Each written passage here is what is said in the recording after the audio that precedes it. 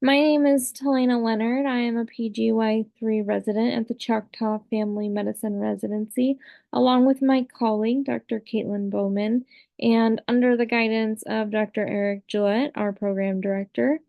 We conducted a quality improvement project exploring the feasibility of a resident-run urgent care model within our family medicine residency clinic. To go through some of the background, what this is saying is that across the US, emergency departments are overwhelmed with non-emergent visits. This is especially challenging in tribal and rural communities where access to timely care is often limited. At the same time, residency programs need to find ways to provide residents with meaningful acute care experience. So we asked, could a resident-led urgent care model in our clinic improve access, relieve the emergency room burden, and enhance training? Our aim statement was to assess this model's feasibility at Choctaw. Specifically, we looked at its potential to reduce non-emergent ER visits, improve clinic efficiency, strengthen resident education, and evaluate financial sustainability. So, how were we able to evaluate this?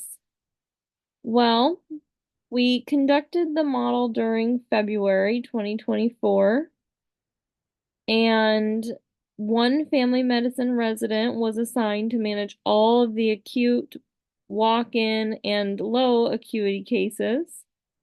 Patients were triaged by the nursing staff, and any appropriate cases were directed to the urgent care resident rather than the ER. Notably, the ESI scoring system was not used in this phase. We are planning on using it in the future. And ESI is a triage patient acuity standardization. When we're looking at the results here, the model definitely provided feasibility, both clinically and financially. The residents were effectively able to manage low acuity patients, which streamlined the clinic workflow and provided very valuable acute care experiences.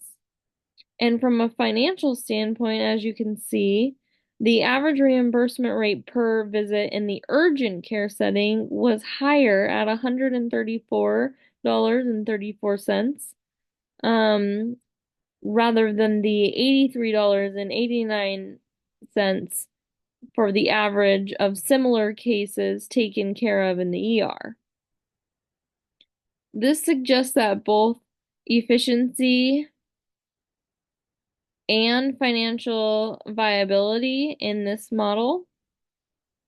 The reimbursement rate for our RVU was based upon Medicare rates, and the RVU amount was based upon the typically billed CPT codes from a specific department, whether that's ER or, more acute care settings.